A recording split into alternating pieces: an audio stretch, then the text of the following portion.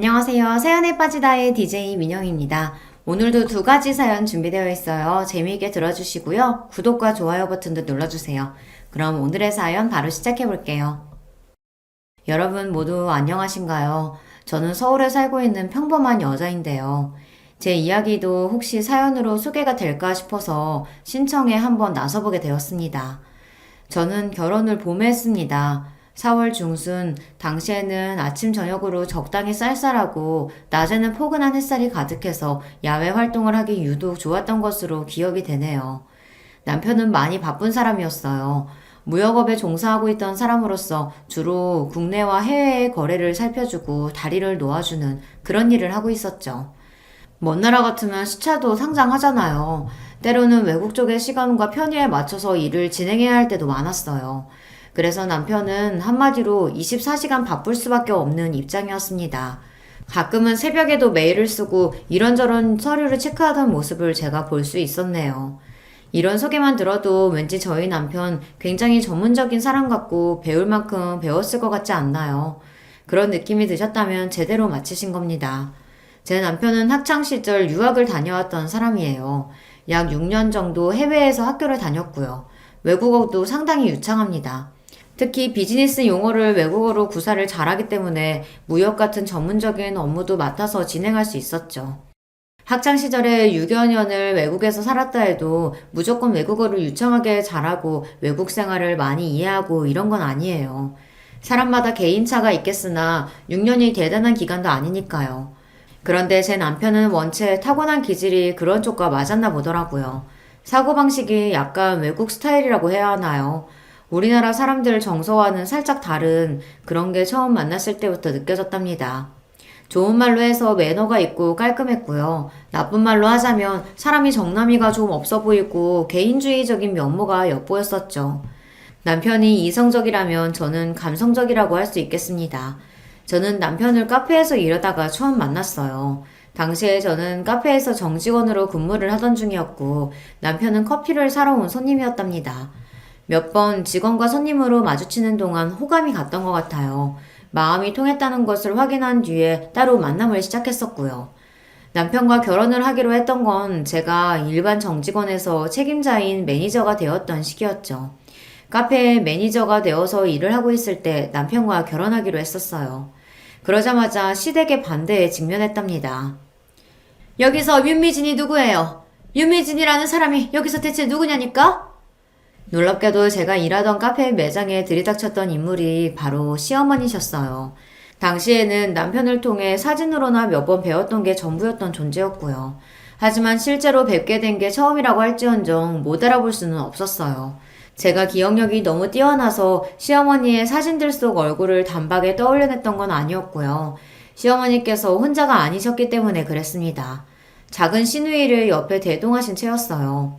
혼자도 아니고 둘이 등장하니까 단숨에 남편과 연관이 되어서 연상이 되더군요. 한 가족 아니랄까봐 묘하게 얼굴들에 닮은 기운들이 있었습니다. 오호라, 여기 없나 보죠? 유미진이 보려면 내가 어떻게 해야 될까? 아니요, 여기 있습니다. 제가 윤미진입니다만 무슨 일이시죠? 그쪽이 윤미진이라고? 네, 맞습니다. 실례지만 무슨 일 때문에 그러시는지. 저는 시어머니의 정체를 간파한 뒤였으나 바로 아는 척을 하기에는 민망했기 때문에 모르는 척 잡아떼는 전략을 택했습니다. 그러자마자 시어머니께서 양손을 허리에 얹으시며 크게 코웃음을 치셨어요. 참나, 내가 기가 막혀서. 이거 봐, 고작 이런 곳에서 저런 웃기지도 않은 모자에 앞치마까지 하고 허접한 일이나 하고 있었던 게 진짜였어? 그래 놓고서는 감히 누구 아들을 넘본 거래? 가당치도 않네. 네, 무슨 말씀이세요? 혹시 성윤 오빠의 어머님 되시나요? 그래! 내가 박성윤이 엄마 되는 사람인데 하도 어이가 없어서 여기 찾아온 거예요. 아니, 그쪽이 정말 우리 성윤이가 결혼하겠다는 아가씨가 맞아요? 시어머니께서는 제가 차마 이런 상황에서 네라고 대답을 못할 거라고 여기셨는지 아주 의기양양한 표정으로 저를 깔보며 말씀을 하셨어요. 그러나 저는 각종 진상 손님들을 매일같이 상대하며 단련이 된 서비스업 종사자였죠. 겨우 그런 기세로는 저를 물러나게 할 수 없었습니다. 아, 안녕하세요, 어머님. 네, 맞아요. 제가 성윤 오빠랑 결혼하기로 한 사람이에요. 윤미진이라고 합니다. 이렇게 인사드리게 됐네요. 먼저 찾아뵀어야 되는데 그러지 못해서 죄송해요. 제가 해사한 서비스형 미소를 지으며 답변해 들었고 다른 손님들에게 방해가 되니까 자리를 옮기는 것이 좋겠다고 정중하게 안내를 해드리니 시어머니의 얼굴이 그때 완전히 썩어 들어가더라고요. 저를 망신을 주며 귀를 납작하게 눌러놓고 겁을 줘서 떨쳐낼 그럴 작정이셨기에 당장이라도 난장판으로 굴고 싶으셨던 게 본심이었으나 제 안내를 따르지 않으면 당신만 무식하고 천박한 사람으로 몰릴 분위기였으니까요. 그도 그럴 것이 한가한 시간대라서 몇 없던 매장 안에 손님들이 이쪽을 힐끗거리며 특히나 시어머니와 작은 시누이 쪽에게 의문스러운 눈빛을 던지고 있었던 겁니다. 결국 제 안내를 따라 바깥 테라스 공간으로 이동하신 시어머니께서는 다짜고짜 본심을 또 꺼내드셨어요. 근데 누구더러 어머님이래? 누가 어머님이에요? 아, 그렇게 부르면 안 될까요? 그럼 어떻게 어머님을 불러야 좋을까요? 어머님이라고 부르지 말라니까. 절대 그쪽한테 어머님 소리 들을 일 없게 할 생각이니까 그런 줄 알고. 네, 알아들었습니다, 손님. 지금 뭐라고 그런 거야? 내가 잘못 들었나? 손님이라고 불려드렸습니다만 혹시 뭔가 잘못됐나요, 손님? 제가 눈을 순진한 모양새로 뜨며 조심스레 반문을 하자 시어머니께서는 당장이라도 뒷목을 잡고 싶으시단 기색이 되었고 작은 시누이가 한 발짝 앞으로 나섰습니다. 짐작은 했지만 역시나 보통 얘기가 아니구나. 싸가지 없는 것 좀 보라지. 누구 앞에서 지금 그렇게 당돌하게 구는 거야? 싸가지가 없다니 저 말씀이세요? 그럼 누구 말씀이겠어요? 저기요. 귀 파고 잘 들으세요. 내 동생은 그쪽 같은 어중이 떠중이 수준의 여자랑 결혼할 인재가 아니거든요? 어디서 못 배워먹고 서비스직이나 전전하는 주제에 간 크게 내 동생한테 수작질이야. 말씀을 너무 이상하게 하시네요. 못 배워먹었다는 기준은 뭔가요? 그리고 우리나라는 자영업의 나라라고 봐도 될 정도인데 그러면 그 많은 사람들 전부 수준 낮게 사는 건가요? 매장 바로 건너편에 있는 식당 사장님은 장사가 너무 잘 돼서 건물을 2채나 가지고 계시는데요. 저희 매장에서 같이 일하는 저보다 1살 어린 직원은 서비스직 일을 꾸준히 한 걸로 돈 잘 모아서 지난달에 작게 집 하나 장만했어요. 제가 속으로는 열불이 터졌으나 겉으로는 차분하고 침착하게 목소리를 냈어요. 그랬더니 작은 시누이의 눈이 앞으로 튀어나올 듯 커졌습니다. 꽤나 열받은 모양새였고요. 어머나 이런 미친 맹랑하게 말 받아치고 또박또박 말대꾸하는 것 좀 봐. 기가 왜 이렇게 강한 거야? 세상에 엄마 얘 진짜 안 되겠다. 상윤이가 잠시 눈이 삐고 뭐에 잘못 털려서 지금 고작 이런 애하고 결혼한다고 하는 건데 우리가 딱 틀어막고서 설득 잘해야죠. 작은 시누이가 비장하게 말을 하자 한 걸음 뒤편에서 시어머니께서는 더더욱 비장하게 고개를 끄덕이셨습니다. 어림도 없으니까 꿈도 꾸지 말라는 표정으로 저를 바라보셨고요. 단도직입적으로 말할게요. 이미 파악 다 했고 눈치 다 챘죠? 우리 성윤이하고 결혼하는 거 이쪽에서는 반대입니다. 결사 반대. 그거 알려주려고 온 거니까 가슴에 곱게 새기고서 좋은 말로 할 때 우리 성윤이하고 이쯤에서 헤어져요. 나 원참 수준이 대체 엇비슷하기라도 해야 옆에 갖다 대보는 신용이라도 하지. 이건 뭐 하늘과 땅 차이니 대보려고 할 것도 없어. 표독스럽게 말씀을 하시고서는 혼잣말을 가장한 제 욕을 야무지게 하시는 것도 잊지 않으셨습니다. 그런 시어머니를 빤히 쳐다봐드린 제가 평온하게 대답을 하였어요. 아, 네. 그럼 제가 성윤 오빠하고 이야기를 잘 해볼게요. 뭘 잘해본다는 거예요? 네? 당연히 얘기를 잘해본다는 뜻인데요. 아니 그러니까 내 말은 무슨 이야기를? 그야 오빠 가족들이 결혼 문제를 반대하니까 이제 오빠는 어떻게 할 건지 그런 걸 좀 들어보고 이야기를 잘 나눠야겠죠? 그런 거 없이 그냥 헤어지라니까. 말을 못 알아듣는 거야? 아니면 일부러 이러는 거야? 왜요? 그렇게 이야기를 나눈 다음 헤어질 수도 있는 거 아닌가요? 지금 여기서 뭐가 문제인 건지 저는 잘 모르겠습니다. 그쪽에서 이야기를 그렇게 꺼내버리면 우리 성윤이가 안 헤어질 수도 있으니까 이러는 거잖아요, 지금. 헤어지자고 딱 말을 해야지. 왜 애먼 마음 어리고 착한 남의 집 귀한 아들을 흔들어 놓으려고 말을 그딴 식으로 꺼내서 바지가랑이를 붙잡으려고 해? 그건 그렇다고 하더라도 성룡 오빠의 선택이고 결정인 거 아닌가요? 결혼하는 당사자는 성윤 오빠인데 왜 주변에서 그러시는 건지 모르겠네요. 나이가 어린 것도 아니고 나이 먹을 만큼 먹었고 경제적으로 진작에 독립되어 있고 사회생활도 베테랑인 어른인데요. 그런 사람한테 왜 아이 다루듯이 하세요? 다 컸다고 하더라도 결국 내 품 안의 자식인 거야. 집안 꼬라지가 엉망이라서 이런 것도 모르는 모양이지? 하나를 보면 열을 안다고. 결국 집구석 꼬라지도 볼품없고 변변하지 않겠지. 뻔해. 시어머니께서는 그때 작정하시고는 저를 말씀으로 때리셨습니다. 제가 웬만한 막말에는 면역과 단련이 되어 있는 사람이었는데 그럼에도 시어머니의 그날 막말에는 심장이 철렁 내려앉더군요. 물론 천만다행스럽게도 겉으로는 그런 티를 내지 않았습니다. 만약 그랬다면 정말 자존심이 상했을 거예요.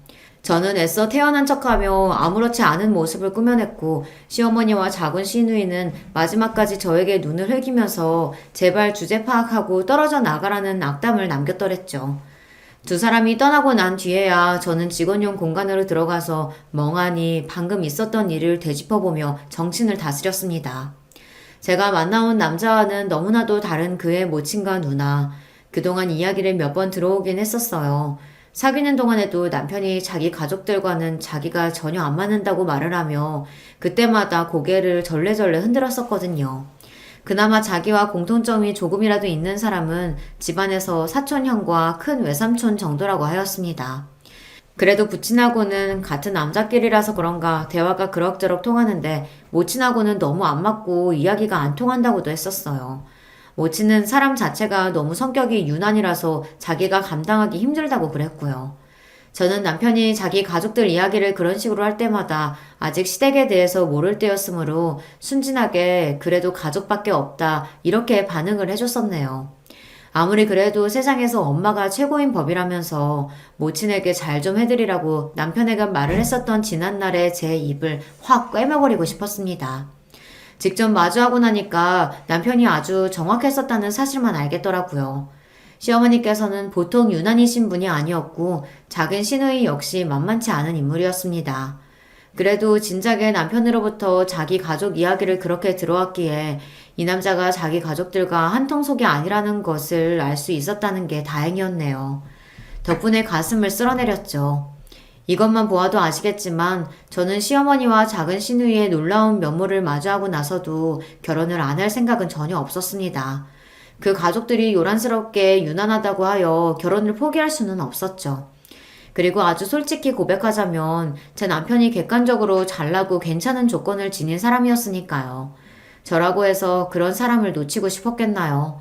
남편은 저보다 여러모로 월등하게 앞서는 사람이었고 저는 저보다 잘난 사람에 대한 열등감이나 자격지심이 전혀 없었습니다. 그저 감사하게 여기며 넙죽 엎드리면 엎드리는 사람이었죠. 그러니 제가 남편과 헤어질 이유는 없었어요. 사람은 누구나 손해보는 것을 본능적으로 싫어하고 결국 속물일 수밖에 없습니다. 그게 자연스러운 현상인데 이런 저를 두고 시댁에서는 얄미워서 미쳐버리려고 하였어요. 내 자식 내가 힘들게 잘 키워놨더니 어떻게 남 좋은 일만 시켜줘? 그건 안 될 일이야. 고작 저 같은 여자가 당신의 귀하고 잘난 아들을 채가는 것이 몹시 분해서 절대 용납 못하겠다며 시어머니께서는 눈에 불을 켜셨어요. 그 두 눈에 흙이 들어가기 전까지는 제가 며느리로 들어오는 꼴을 볼 수 없다고 선언하셨습니다. 남편은 기가 막혀 했어요. 저한테서 시어머니와 작은 시누이의 기습 방문 사건을 다 전해 듣고서는 무척이나 참담해했던 남편이었죠. 어처구니 없는 논리의 반대 따위 때문에 저와 결혼을 못하는 일은 없을 거라며 단호한 태도로 저를 안심시키기도 했었답니다. 제가 꼬랑지를 말고 주랭랑을 치지 않았으며 남편은 저와 결혼할 생각이 강하다는 것을 아시게 된 시어머니께서 길길이 날뛰셨죠. 성윤아, 너 정신 차려. 네가 이렇게 지금까지 힘들게 노력하면서 잘 살아왔는데 어떻게 여자를 고작 그런 수준하고 만날 수가 있어?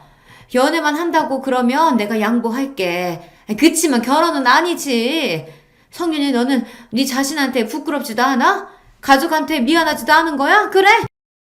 어머니 자꾸 왜 그러세요? 세상에 자식 키우는 일이 쉬운 사람도 있나요? 그리고 노력 안 하면서 사는 사람도 있나요? 저는 그냥 평범한 누군가의 자식일 뿐이고 평범한 사회인일 뿐입니다. 제가 뭐 대단한 사람씩이나 된다고 수진이니 뭐니 하면서 누군가를 깎아내려야 해요? 그렇게 따지면 미진이도 대단한 사람이에요. 아니, 저보다 더 대단하죠. 성격도 밝고요. 사회성도 저보다 훨씬 더 좋고요. 제가 못하는 영역에서 뛰어난 재능을 가지고 있어요. 저보다 어리지만 어쩔 때는 제가 배울 점이 많은 사람이라고 느낄 때도 있습니다. 외유내강이라서 아주 단단한 사람이에요. 저보다 나아요. 네가 정말로 미쳤구나. 우리 성윤이가 돌아도 아주 단단히 돌아버렸어. 지금 그게 네가 내 앞에서 할 소리니? 여자 하나 잘못 만나서 네가 완전히 불효자가 되어버렸구나. 뭘 또 그렇게까지 말씀하고 그러세요. 자식이 마음에 맞는 사람 만나서 결혼하고 싶다는데 어머니는 그게 그렇게나 못마땅하신가요? 가만 보면 어머니는 저에 대한 신뢰가 없으신 것 같아요. 저를 못 믿으시니까 지금 제가 원하는 결혼도 반대하시겠다는 거잖아요. 아니, 내가 성령이 너를 못 믿고 그런 게 아니라 사람은 자기 수준에 맞는 사람하고 어울려 지내는 게 맞는 법이야. 근데 네가 결혼은 너무 격이 떨어지는 여자랑 하겠다니까 내가 열불이 안 터지니? 네가 지금 눈에 뭐가 씌어서 그래. 외유내강이라니. 그런 소리는 하지도 마라. 내가 딱 보니까 겉으로도 이미 싸가지 꽃이 만개하던데 너는 그런 여자를 두고 뭔 외유내강 타령이니? 그게 네가 지금 한참 잘못 올린 상태라는 증거야. 세상 천지에 어디 여자가 없어서 고작 그런 여자하고 이건 용납할 수 있는 수준이 아니지. 너 나중에 후회할 짓 하지 말고 지금 이쯤에서 정리해. 결혼 상대로 걔는 아니야. 그러니까 어머니는 끝까지 반대를 하시겠다는 거죠. 제가 이렇게나 강경한데도요. 성윤이 네가 그 강경한 태도를 꺾어야지. 어머니 뜻은 잘 알겠습니다.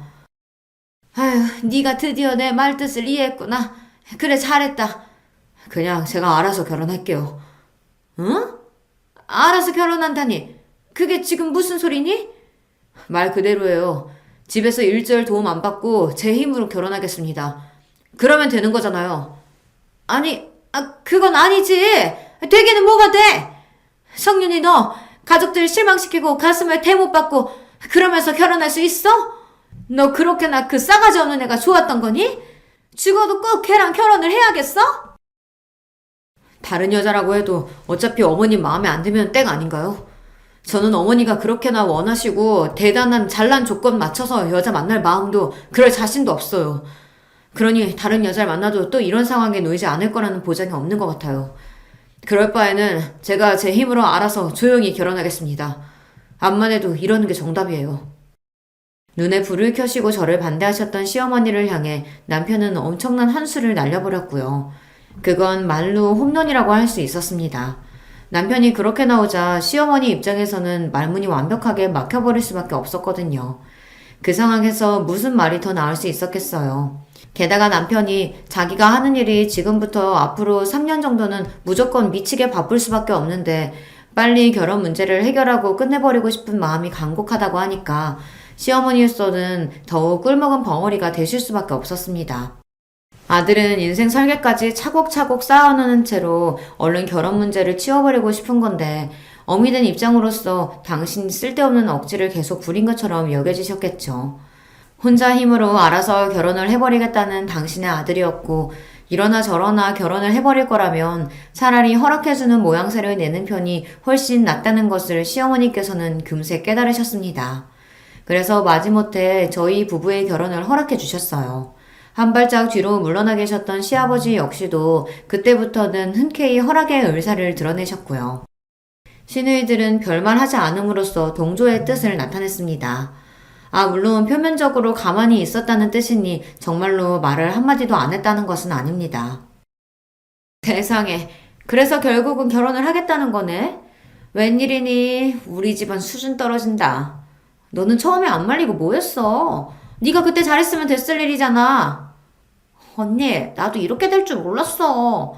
설마 결혼하겠다고 계속 물어붙일 줄은 몰랐단 말이야. 그딴 게 우리 올케가 되다니 이게 말이 돼? 벌써부터 짜증나.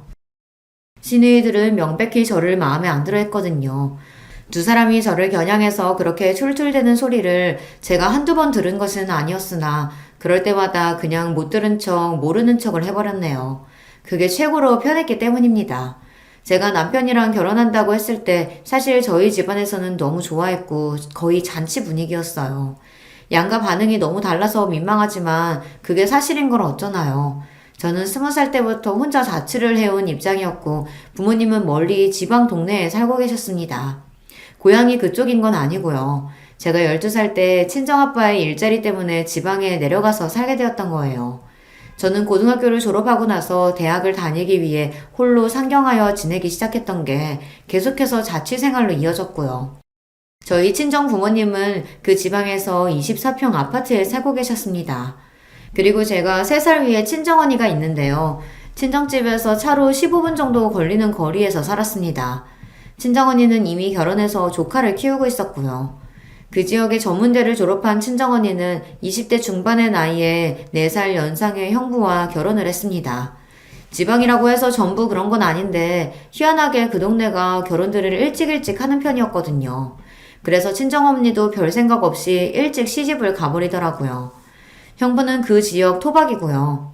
길을 새로 조성해서 깔끔한 동네의 신축 빌라에 친정 언니네가 살았습니다. 제가 서울에서 대학을 나오고 어영부영 자리를 잡는가 싶더니 그게 잘 안 되는 것처럼 보였던 와중에 좋은 남자를 만나서 집안 멀쩡한 곳에 시집간다고 하니까 친정 식구들은 무척이나 좋아했죠. 저보고 성공했다고 하였습니다. 진작에 제가 야무지고 명랑하고 현명해서 자기 밥그릇 알아서 잘 챙기고 알아서 앞길을 잘 꾸려갈 줄 알았다면서 친정 식구들은 하나같이 목소리를 높였는데요. 저는 민망해 죽는 줄 알았어요. 시댁과는 전혀 다른 의미에서 호들갑을 떨어대는 친정 식구들이 고맙기도 하면서 저도 모르게 고개가 민망함으로 숙여지더라고요. 시댁에서 외치는 수준 차이라는 표현이 내심 제가 마음에 걸리고 있었나 봅니다. 친정에서 무조건 제 결혼에 환호를 하고 있었으니 시어머니의 말 맞다나 어느 쪽이 손해이고 어느 쪽이 이득인지 극명해 보여서요. 사실 결혼 가지고 득실을 따지는 것 자체가 우스운 행위였지만 사람 마음이라는 게 어쩔 수 없이 계산기 한 번은 두드려보게 되니까요. 시댁에서 저를 향해 못마땅한 태도로 일을 가는 것이 이해는 갔습니다. 시부모님께서는 32평짜리 아파트에 살고 계셨는데요. 친정 부모님은 지방 동네인 한편 시부모님께서는 서울 아파트라는 것이 큰 차이점이었어요. 하나부터 10까지 우리가 손해인 결혼을 시켜야 하다니. 아이고, 내 팔자야. 시어머니께서는 계산기를 두드려 보신 끝에 분통을 터뜨리셨습니다. 그러실만 했다고 여기며 덧붙여보자면 시누이들이 둘 다 시집들을 잘 갔습니다. 큰 시누이 본인부터 명문대를 나온 재원이었고요. 큰 실매부는 대기업에 다니는 인물이었으며 그 집안도 잘 살았습니다. 큰 시누이는 멀쩡히 잘 다니던 회사를 출산과 육아 문제로 퇴사하였으나 별로 미련도 남지 않았다고 하는 게 자기 시댁부터가 빵빵해서 그런 것 같더라고요. 작은 시누이는 자기 언니와는 다르게 공부 머리가 좀 부족했던 것 같아요. 그냥 평범한 4년대 대학교를 나왔는데 특이사항으로는 성적이 좋지 않았다는 것입니다. 그래서 대학 간판뿐만 아니라 성적을 보는 어느 정도 괜찮은 기업들에는 고개를 들이밀어 볼 수가 없었죠. 그런 성적으로는 마이너스 역효과였으니까요. 성적까지는 안 보는 고만고만한 회사에 들어갔는데요. 작은 시누이가 자기 언니보다 뛰어난 점이 있다면 그건 외모였습니다. 예쁘장하거든요. 옛날에는 더 예뻤다고 하길래 제가 언제 한 번은 사진을 봤었는데 진짜 유년 시절에는 아역 배우를 해도 될 만큼 귀엽고 예쁘더라고요. 오히려 크고 나서 외모가 덜할 정도였는데 그래도 바탕은 어디 안 간다고 예쁘장한 외모였습니다. 이게 무슨 뜻이겠나요? 여자는 예쁜 외모를 타고나면 고시패스 삼관왕은 한 것과 동일하다는 표현이 괜히 있겠어요. 그까지 대학 간판이 부족하고 성적은 개판이었어도 집안 멀쩡하고 얼굴은 예쁘장하니까 인기가 굉장히 많았다고 하네요. 만나자고 덤벼드는 남자들이 많았기에 작은 시누이는 그 중에서 골라잡아 작은 시매부를 만났다고 합니다. 작은 시매부는 자기 사업체를 2개 운영 중인 사람이었고요. 그 집안 역시도 주로 사업을 해왔으며 돈 걱정은 안 해봤다고 하더라고요. 시어머니의 입장에서는 당신의 딸들이 그 정도의 결혼을 해냈는데 딸들보다 잘난 게 틀림없는 아들이 훨씬 더 멋지게 결혼을 할 거라고 믿어오셨던 거예요. 시누이들도 내심 잘나고 콧대 높고 집안 빵빵한 올케가 생길 거라고 생각을 해왔었고요. 그런데 결과는 바로 저였죠. 저는 작은 시누이와 비슷한 수준의 대학을 나왔고요. 취업은 금방 했었는데 사무직이 적성에 안 맞았습니다. 적성에 맞아서 행복하게 일을 다니는 사람들이 세상에 얼마나 되겠나 싶어서 참고 일을 다녔다가 스트레스가 도져서 위경련으로 쓰러진 적도 있었어요. 그때 깨달았죠. 건강 잃고 후회해봤자 그때는 이미 다 끝났을 거라고요. 남이 나의 인생을 살아주는 것도 아닌데 눈치만 보느라 참고 살다 인생을 망칠 것 같아 과감히 퇴사를 해버렸습니다. 27살 추석 바로 그 다음 주부터 서비스직 일에 첫 출근을 했었네요. 진상들은 끝도 없었고 인간 군상의 온갖 추악한 면에 경악하는 나날이었어요. 하지만 희한하게 사무직보다 적성에 맞았습니다. 아무리 힘이 들어도 이상하게 보람차다, 할만하다 이런 마음이 들더라고요. 요즘은 좀 세태가 다른데 그때까지만 해도 서비스직에서 일을 한다고 하면 정식 취업으로 앉혀주는 분위기가 좀 있었습니다. 그런 일을 한다고 어디 가서 이야기를 하면 꼭 한 번씩 그래서 취업은 언제 할 거야? 이런 질문이 날아왔었죠. 저는 그게 정식 취업을 해서 일을 하고 있는 거였는데도 말입니다. 인식 수준이 그랬었네요. 하지만 비록 인식이 그럴지언정 계속 움직이며 일을 해야 할지언정 저는 스스로 만족해서 계속 그 일을 이어갔던 것이고요. 결혼하고 나서 또 그만둘 생각은 없었습니다. 그게 당연하다고 여겼어요. 하지만 결혼하고 딱 2달 만에 시어머니의 지적을 받게 됐었죠. 너는 그 우라질 놈의 일 언제 때려칠 거니? 네? 왜 그러세요? 혹시 제가 그 일을 계속하면 안 되는 걸까요? 그따위 것도 직장이랍시고 계속 다니는 꾸라지가 우스워서 그렇지. 대체 언제 그만두려나 지켜보고 있었는데 그만둘 기미가 안 보여서 내가 먼저 말을 꺼내는 거다. 너는 알아서 제깍제깍 눈치껏 행동할 것이지 꼭 나한테 싫은 소리 하게 만들어야겠어? 저는 제 일이 좋은데요. 비록 돈은 많이 안 벌리지만 이 정도만 벌어도 괜찮다고 생각해왔고요. 항상 보람이 넘치고요. 꽤 즐겁고 제가 이제 관리자이기 때문에 책임감도 있어요. 웃기고 자빠졌네. 그런 일이 연봉 협상이나 제대로 되니? 쉬는 날도 고정 없이 매일 근무 시간도 바뀌고 그게 어디 멀쩡한 일이라고 할 수가 있어? 왜? 차라리 공장에 가서 3교대를 뛰지 그러니? 그건 근무표라도 고정으로 나와 있을 텐데. 돈도 훨씬 더 많이 받을 텐데. 그렇잖아. 저는 돈도 돈이지만 지금 이 일이 저한테 맞아서 하고 있는 건데요. 마음에 안 드시겠지만 그래도 제 영역을 기본적으로 존중해 주셨으면 좋겠어요. 존중? 뭔 놈의 존중? 야, 존중을 받을 만한 행동을 하고 나서 그런 말이라도 해야 되는 거 아니야? 꼭 이렇게 없는 것들이 바락바락 대들면서 할 말은 다 하더라. 이게 다 무식해서 그래. 살아온 수준이 그것밖에 안 되니까. 네가 내 아들하고 결혼했으면 이 집안에 발을 들인 거고 네가 그따위로 사는 거 우리 식구들 얼굴에 먹칠하는 것이기도 하단다. 이런 점을 너는 그 모자란 머리에다가 꼭 새겨야 할 필요가 있어 보이는구나. 지적질도 얼마나 사람 기분 나쁜 방식으로 하시던지요. 제 눈과 귀에는 시어머니야말로 수준이 안 좋은 것처럼 느껴졌는데 어디까지나 제가 의리라는 것을 자각은 하고 있었기에 꼭 참으면서도 어색하게 웃어나 드렸습니다. 최대한 순하게 말입니다. 아무리 진상 손님이라 할지라도 제가 의뢰에 기본적으로 놓여있다는 것을 절대 망각하지 않으며 일을 하는 게 서비스직의 철칙이었거든요. 그게 또 습관이 되었던 건지 시어머니의 막말 대잔치 앞에서 저는 겉으로나마 헤헤 웃으면서 급신거렸어요. 그저 알겠다고 대답해 드렸습니다. 하지만 그게 본심은 아니었기에 제가 시어머니 때문에 제 직장을 그만두는 일은 벌어지지 않았어요. 그게 시어머니로 하여금 저를 더욱 눈의 가시로 보이게 하는 기능을 했던 것 같습니다. 어쩜 저렇게 한결같이 싸가지가 없는지 몰라.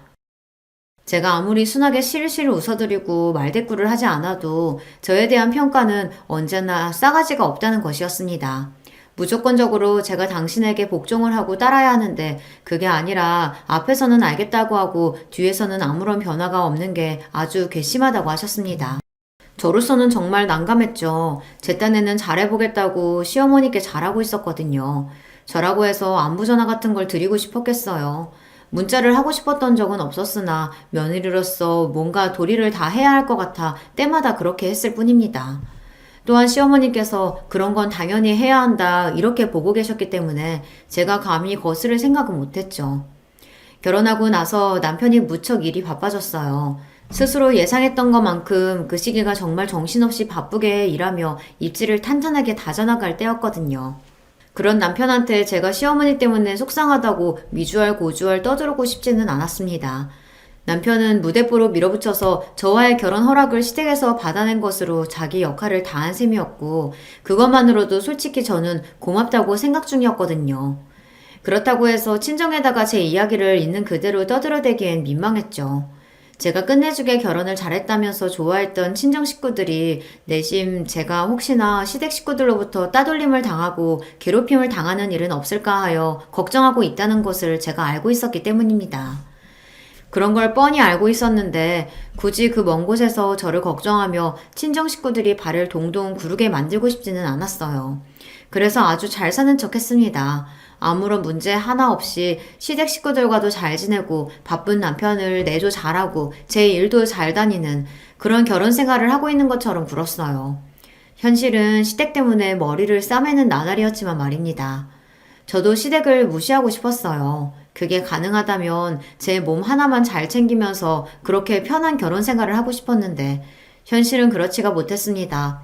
우리나라는 배우자와 결혼을 하면 그 배우자의 가족들끼리 어쩔 수 없이 함께 딸려올 수밖에 없다는 걸 제가 제대로 체감했었네요. 시어머니의 간섭과 잔소리를 막을 명분이 마땅하지 않았어요. 시누이들이 여자들끼리 친목을 쌓을 필요가 있지 않겠냐며 시댁으로 오라고 하면 한숨을 내쉬면서도 터덜터덜 걸음을 하지 않을 수 없었습니다. 분위기가 자연스레 그렇게 돌아가더라고요. 시댁에 모여서 같이 담소를 나누고 소일거리나 같이 하고 그러자고 해서 딱 가보면 막상 소일거리라는 것은 저만 했습니다. 예를 들어 마늘을 까놓은 일 같은 거 말이에요. 베란다에서 신문지 깔아놓고 매워서 오만 눈살을 찌푸리며 눈물을 훔쳐가며 마늘 깎는 소일거리를 하는 것은 저였고요. 담소를 나누는 것은 시누이들 뿐이었습니다. 본인들은 자기 부모님 댁이니까 편하겠죠. 편하니까 그렇게 모여서 노가리나 까는 것이었을 텐데 저는 가뜩이나 시댁이라 편하지 않은 입장이었건만 혼자 일까지 하려니까 서럽고 비참했습니다. 솔직히 제가 성격상 그런 걸 가만히 참고 있는 인물은 아니었습니다. 하지만 일부러 참았던 것이에요. 그런 말도 안 되는 상황을 견뎠던 것은 비록 정도의 차이는 있겠으나 어딜 가나 처음부터 쉬운 일은 없고 텃세라는 것은 존재할 수밖에 없다고 생각하고 있었거든요. 기존에 있던 사람들과 정말로 잘 지내볼 생각이 있다면 그 텃세라는 과정을 꾹 참고 견디면서 묵묵함을 보여주고 인정을 받는 것이 가장 정확한 방법이었어요. 잘 지내볼 생각이 없고 독고다이로 가겠다면야 사실 텃세 따위 뿌리치고 걷어차버리면 그만이었지만요. 저는 시누이들과 잘 지내볼 마음이 있었습니다. 제 남편의 누나들이잖아요. 어쨌거나 이제 저하고도 가족으로 묶인 거였으니 웬만하면 평생 가족으로 살게 될 텐데 그렇다면 초석을 잘 다져놓는 것도 나쁘지 않을 것 같더라고요. 비록 제가 첫인상이라는 첫 단추는 야성적으로 끼운 바 있었으나 이제는 조금 다른 모습을 보여줌으로써 호감을 살 필요가 있었습니다. 무엇보다 제 남편이 자기 누나들하고 안 친했거든요. 성격이 워낙 다르니까 그럴 수밖에 없었죠. 제 남편을 대신해서 결국 제가 시누이들과 친해진다면 가깝게 지내게 된다면 제가 남편에게도 좋은 일을 해주는 것이 될 것만 같았습니다. 그래서 눈물 콧물을 동시에 훌쩍거리며 마늘을 깠었네요. 시댁에서 키우는 강아지가 베란다 유리문 너머로 저를 안쓰럽게 바라보던 그 눈빛이 얼마나 머쓱하게 느껴지던죠. 그때 외출에 나가셨던 시어머니께서 돌아오셨던 게 기억이 나네요. 어머나 우리 뽀삐 어디에 있나 했더니 거기 있었어요? 베란다에 마늘이 많네. 어머 무셔라. 어우 매워라. 우리 뽀삐는 가까이 가면 애치 재채기 나와서 안 돼요. 이리로 엄마한테 와요. 아이고 우리 뽀삐 우리 기특한 내 새끼. 귀가를 하신 시어머니께서는 훤히 보이는 통 유리문 너머로 제가 마늘을 까고 있는 게 보이자 당황하면서도 강아지부터 챙기셨습니다. 베란다 문도 두꺼운데 그 닫힌 문 가까이 와봤자 강아지의 눈이 매우면 뭐 얼마나 맵겠나요. 그런데도 우쭈쭈 하시며 강아지는 챙기셨고 저는 본체만 제하셨어요. 부엌에서 하하호호 담수를 나누고 있던 시누이들에게도 강아지를 안고 향하시더니 마늘 저거 뭐냐 이렇게 물으셨고요. 그러자 시누이들이 다듬을 마늘이 많길래 저한테 시켰다고 했어요. 시어머니께서는 그랬구나 하신 것이 전부였습니다.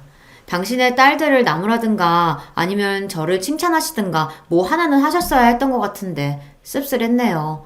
혼자 열심히 일하고 뒷정리까지 하고 그러는 게 시댁에서 제 역할이었던 것 같아요. 제가 성질 꾹 참고 그러면서 지냈던 이유는 하나, 인정받고 싶어서였습니다. 저도 그들 중 하나로 섞이고 싶었거든요. 다시 말씀드리지만 시댁 식구들이 너무 좋아서 하나가 되고 싶었던 건 아니었고 멀리 미래를 내다보았을 때 장기적으로 그게 이득일 것 같아서 제 나름 노력을 했던 것 뿐이에요. 하도 제 직장을 우습게 보고 깔보니까 책 잡힐 거리 없게 하려고 만약 제가 근무하는 날에 시댁에 연락이 오면 내일이 휴무라 그때 가겠습니다 라든지 그런 식으로 확실하게 굴었습니다. 일 다니는 것 때문에 이것도 못하고 저것도 못한다는 그런 이미지를 주기는 싫었거든요. 매장이 명절 때도 영업을 했었는데 제가 매니저다 보니까 그런 중요한 날에 우선 근무가 됐어요. 그랬더니 시어머니께서 무식하게 실이 추석 때도 일한다고 욕을 한 바가지 하셨죠. 천하게 살면 그런 거야. 이래서 사람이 윗물에서 놀아야 하는 건데. 아유, 수준 낮아. 고작 그따위 돈 받으려고 명절에도 일을 나가야 하는 거냐며 시어머니께서는 혀를 끌끌 차셨습니다. 사회 경력에도 도움이 일절 안 되는 거 아니냐며 시누이들은 피식 웃어댔었고요. 저는 참을 인자를 머리에 새기며 애써 참았었죠. 추석 때 일이 끝나는 대로 후다닥 시댁으로 가서 명절을 챙겼고요. 정말 웃긴 건 제 남편이 그해 추석에 출장에 가 있었거든요. 일 때문에 영국에 2주 정도 일정으로 갔었는데 추석이 껴있었어요. 그런데 남편한테는 아무 말도 안 하고 저한테만 추석에도 일하는 게 무식하다며 시댁에서 조롱을 했던 것입니다. 참 어이가 없을 따름입니다. 그러거나 말거나 일단 저는 씩씩하게 허드렛 일을 도맡아가면서 그렇게 명절을 났었고요. 진심은 통하는 법이고 노력은 배신을 안 하는 법이라고 하잖아요. 그런 일념으로 지내고 있던 어느 날이었습니다. 바야흐로 단풍철이었던 거예요. 너 혹시 다음 주 금요일에 쉬니? 여자들끼리 오붓하게 단풍놀이나 갈까 한다. 네, 저 금요일에 쉬어요. 단풍놀이요? 너무 좋네요. 그래? 마침 잘 됐구나. 딱이다. 근데 시댁에서 단풍놀이를 간다는 겁니다. 단풍 구경을 가려고 시누이들이 그날 자기 아이들도 떼어놓고 오겠다면서 미리 신이 난 기색들이었는데요. 저도 덩달아 들떴습니다. 얼마 전 추석 때 그 개고생을 하면서 눈칫밥을 얻어먹으며 서름을 당한 보람이 있다고 생각이 됐고요. 드디어 저의 지난 노력이 결실을 맺는구나 싶었더랬죠. 시댁에 모여서 같이 출발하는 일정이었고요. 시어머니, 시누이들과 단풍놀이를 간다고 남편에게도 자랑을 다 해놨었고 제가 오죽 들떴으면 친정 식구들한테도 전화를 돌려서 말했었네요. 당일이 되어 모자랑 바람막이, 잠바까지 새로 사서 갇혀있고 시댁에 도착했습니다. 시누이들은 이미 와 있었고 시어머니께서는 이제 막 준비를 마쳐가고 계셨어요. 형님들, 어머님, 저 왔어요. 곧 출발하면 되죠? 그래, 왔구나. 네가 이따가 뽀삐 점심밥 좀 챙겨주고 여차하면 간식통에서 개껌 하나 꺼내다가 그것도 주고 그렇게 하면서 있어. 우리는 이제 나가볼 테니까. 네? 뽀삐 점심밥이요? 저도 오늘 같이 가는 거 아니었나요? 단풍놀이 말이에요. 수준 안 맞게 시리 우리가 왜 너를 데리고 가니? 요새 뽀삐가 컨디션이 안 좋아서 혼자 둘 수가 없었는데 네가 우리 뽀삐 봐주면 딱이라서 부른 거야. 심장이 철렁 내려앉았고 얼굴이 뜨거워지기 시작했습니다. 저를 향해 키득거리는 시누이들의 모습까지 보니 머리가 어지럽더군요. 이건 완전히 사람 하나를 가지고 논 모양새였어요. 저를 바보로 만들었습니다. 이게 바로 시댁에서 그렇게나 운운해 대는 수준인가 싶어 기가 막혔습니다. 어머님, 이건 아니죠. 그동안 저는 최선을 다했는데 지난 7개월 동안 하루도 빠짐없이 최선을 다해서 노력한 결과가 이건가요? 그럼 빠짐없이 최선을 다해야지. 드문드문 다하는 최선도 있다니? 너 말을 되게 요상스레한다. 너의 싸가지가 바가지인 것을 우리가 처음부터 다 알고 있는데 아닌 척하면서 꼬리만 살랑살랑 흔든다고 해서 뭐가 해결될 줄 알았어? 우리를 바보로 알아? 하여간에 수준 낮아. 시어머니께서 혀를 끌끌 차며 집을 나가셨고 시누이들이 피식 웃으면서 그 뒤를 따랐습니다. 뽀삐를 잘 부탁한다면서 즐거운 목소리들을 내더라고요. 저는 거실 소파에 털썩 주저앉아 멍하니 지금의 상황과 그간 있었던 일들을 곱씹어 봤습니다. 결혼하고 나서 쭉 지금까지 제가 바보짓만 해온 것 같더라고요. 7개월간 저 혼자 똥개 훈련을 받은 것과 다름없었습니다. 저를 받아줄 마음도 없으면서 실컷 부려먹기나 부려먹고 농락해온 시댁 식구들이 원망스러웠고요. 가장 후회가 되는 것은 안 될 것에 매달려온 제 자신이었어요. 심호흡을 하며 정신을 차렸고 간만에 두 눈에 도끼를 띄었습니다. 그리고 단풍놀이를 즐겁게 떠난 시어머니와 시누이들은 제가 전송한 사진 한 장을 받고서 충격에 빠졌죠. 이게 뭐야? 내 새끼가 왜 피를 흘리고 쓰러져 있어? 이거 거실 바닥이잖아. 여기에 내 새끼가, 아이고, 우리 뽀삐야! 입에서 피를 흘리며 옆으로 힘없이 쓰러져 있는 강아지의 사진을 받아본 시어머니께서 절규하셨고, 더 먼저 침착함을 찾은 시누이들은 저에게 전화를 걸었습니다. 저는 받지 않고 끊었고요. 그 후에는 아예 휴대폰 전원을 꺼버렸습니다. 단풍놀이고 뭐고 다 때려치우고 울며 불며 황급히 귀가를 할 수밖에 없었죠. 너 우리 뽀삐한테 무슨 짓을 한 거야? 너 내가 가만히 안 둘 거야? 시어머니께서 울부짖으며 집으로 들이닥치셨고 저는 태연하게 눈을 꿈뻑였습니다. 그리고 집에는 시아버지 남편 또한 함께였어요. 제가 두 사람에게 가능하다면 꼭 와달라고 연락을 돌렸거든요. 제가 혼자가 아니란 것을 그제야 아신 시어머니께서 당황하셨고 뒤따라 들어온 시누이들은 멀쩡한 강아지를 발견하고 깜짝 놀랐습니다. 시어머니께서도 어리둥절해 하시면서 안도의 한숨으로 강아지를 안아 드셨고요. 왜 이렇게 일찍 오셨어요? 몰라서 묻니? 우리 뽀삐가 잘못되는 줄 알았으니까 그렇지?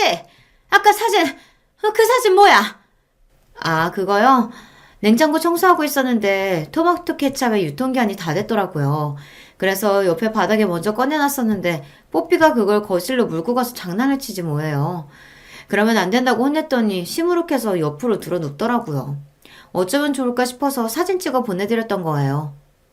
사진의 보정을 살짝 가미해서 절묘하게 연출했다는 사실은 굳이 덧붙이지 않았습니다.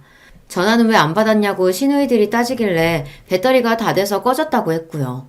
태연하게 받아치니까 세 사람 다 부글부글 속만 끓어오른 모양새로 더 이상 아무 말도 못하더군요. 그때 시아버지께서 입을 여셨습니다. 내가 상관한 일 아닌 것 같아서 그동안 그냥 뒀었는데 해도 너무하는구만. 당신 적당히 좀 해. 그리고 너희들도 마찬가지다. 대체 나이는 어디로 먹었냐?